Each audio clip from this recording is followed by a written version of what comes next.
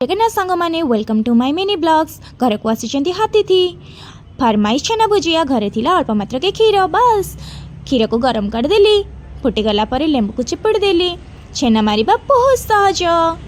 एबे मोर छेना और पानी अलग अलग हो केते बढ़िया नुह छेना खाइबा बहुत भल छेना मोर रेडी हो गला सस्ता सुंदर मजबूत ना छेना भुजिया प्रस्तुत करने पियाज टिके कंचा लंका बिलाती धनिया पत्र हलदी लंका गुंड लुण टिके नहीं जाइए एबे मोर कड़े गरम करके सोरष तेल अल्प टिके पकईदेली बस सोरष तेल गरम होगला पियाज कंचा लंका बिलाती को पकई देकर खटर खटर खटर खटर टिके करदेवी तापर जो मसला रखीदेवी बस ताकू पकईदेले मोर पियाज भजा रेडी खटर खटर सरला परे छेना को पकईदेली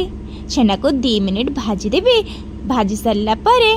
छेना भजा मोर रेडी हो सस्ता सुंदर मजबूत जिनिस बहुत ही भल होता है देह पाई भी मन पाई भी प्राण पाई भी सब पाई बहुत भल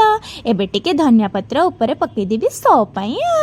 अतिथि खुशी मु भी खुशी फाइनली एबे मोर छेना भुजिया रेडी।